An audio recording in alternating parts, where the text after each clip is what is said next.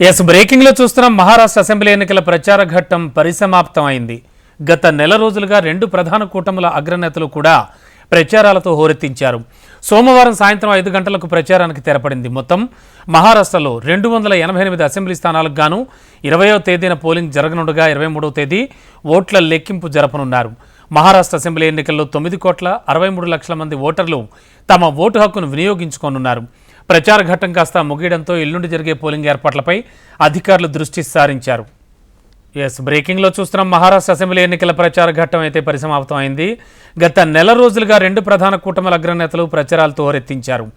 ఇక సోమవారం సాయంత్రం అంటే కొద్దిసేపటి క్రితం ఈ 5 గంటలకి ప్రచారానికి తెరపడింది. మొత్తం మహారాష్ట్రలో 288 స్థానాలకు 20వ తేదీన పోలింగ్ జరగనుండగా 23వ తేదీ ఓట్ల లెక్కింపు జరపనున్నారు.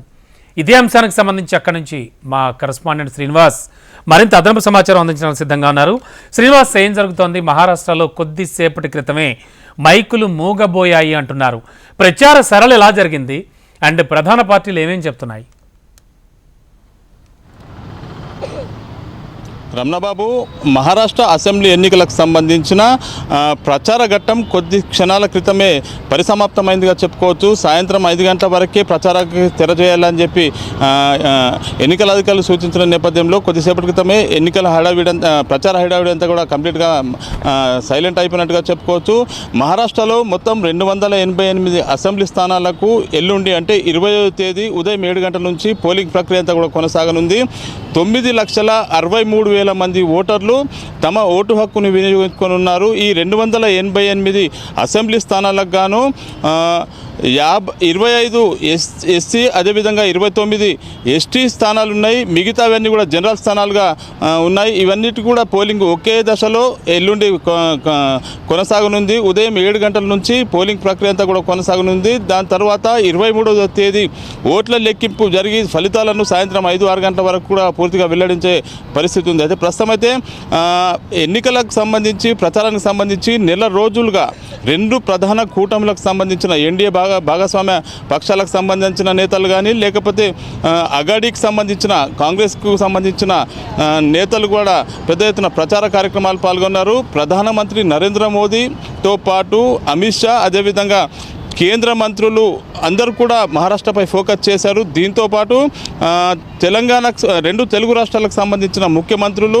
అదేవిధంగా డిప్యూటీ సీఎం, ఆంధ్రప్రదేశ్కి సంబంధించిన డిప్యూటీ సీఎం పవన్ కళ్యాణ్, దీంతోపాటు తెలంగాణకు సంబంధించిన మంత్రులు కూడా చాలామంది మహారాష్ట్రలో ఎన్నికల ప్రచారాల్లో కూడా పాల్గొని అక్కడి ప్రజలను తమకు అనుకూలంగా మార్చుకునే ప్రయత్నం చేశారు. అయితే ఓటర్లను ఆకట్టుకునే వినూత్న ప్రయత్నాలు అయితే సాగించారు. గతంలో ఎన్నడూ లేని విధంగా మరాఠవాడ చరిత్రలో, మహారాష్ట్ర చరిత్ర, ఎన్నికల చరిత్రలో ఎప్పుడూ లేని కూడా మేనిఫెస్టోను రెండు ప్రధాన పక్షాలు కూడా ప్రకటించాయి. రైతు రుణమాఫీకి సంబంధించిన కానీ, పెట్టుబడి సాయంకు సంబంధించింది కానీ, లేకపోతే మహిళలకు ఏదైతే ఇస్తున్నారో లడికి అని వాళ్లకు 1,500 నుంచి 2,100 రూపాయలు బీజేపీ గెలిస్తే ఇస్తామంటారు.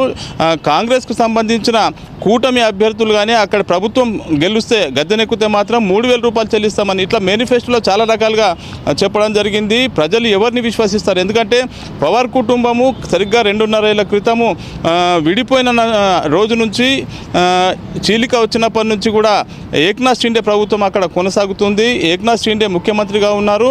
ఎన్డీఏ భాగస్వామ్య పక్షం నుంచి కూడా అక్కడ ప్రస్తుతం అయితే అధికారంలో ఉన్న ప్రభుత్వం కొనసాగింది ఇప్పటి వరకు. అయితే ఎల్లుండి జరిగే ఎన్నికలు ఎట్లా ఉంటాయి, ఫలితాలు ఏ విధంగా వస్తాయనేది మాత్రం చర్చ సాగుతున్న పరిస్థితి. ఇప్పటికైతే అన్ని ప్రాంతాల్లో ప్రచారానికి సంబంధించిన ఘట్టమంతా కూడా పూర్తి స్థాయిలో పరిసమాప్తమైనట్టుగా చెప్తా ఉన్నారు. ప్రస్తుతం ఎల్లుండి జరిగే ఎన్నికలకు సంబంధించిన పోలింగ్ ప్రక్రియపైనే అధికారులంతా కూడా దృష్టి సారించారు. వీరంతా కూడా పోలింగ్ సిబ్బంది, ఈవీఎంల ఏర్పాట్లు ఇవన్నిటిపై కూడా ప్రత్యేకంగా సమీక్షలు జరుపుతూ ఏర్పాట్లలో నిమగ్నమైన పరిస్థితి. ఎక్కడ కూడా అవాంఛనీయ ఘటనలు జరగకుండా పకడ్బందీ ఏర్పాట్లు జరుగుతున్నారు. అన్ని పోలింగ్ స్టేషన్స్ వద్ద భద్రతా ఏర్పాట్లను కూడా చేపట్టారు. కేంద్ర బలగాలు, మహారాష్ట్ర పోలీసులతో పాటు రెండు తెలుగు రాష్ట్రాల నుంచి కూడా పోలీసు బలగాలను అక్కడ పోలింగ్కు వినియోగించుకుంటున్నట్టుగా తెలుస్తోంది. ప్రస్తుతం అయితే అన్ని ప్రాంతాల్లో ఏదైతే ఓటర్లను ఇక మిగిలిన రేపు ఎల్లుండి ఉదయం వరకు ఓటర్లను ప్రలోభపెట్టే ప్రయత్నాలు సాగుతాయనే కోణంలో తనిఖీలు ముమ్మరం సాగుతున్నాయి. ఎక్కడ ఎక్కడ కూడా మద్యం పంపిణీకి కానీ డబ్బు పంపిణీకి కానీ ఆస్కారం లేకుండా నిఘా కట్టుదిట్టంగా ఏర్పాటు చేశారు. అడుగడుగున తనిఖీలు మహారాష్ట్రలో నిర్వహిస్తున్న పరిస్థితి Ramana Babu. Okay, thank you Srinivas.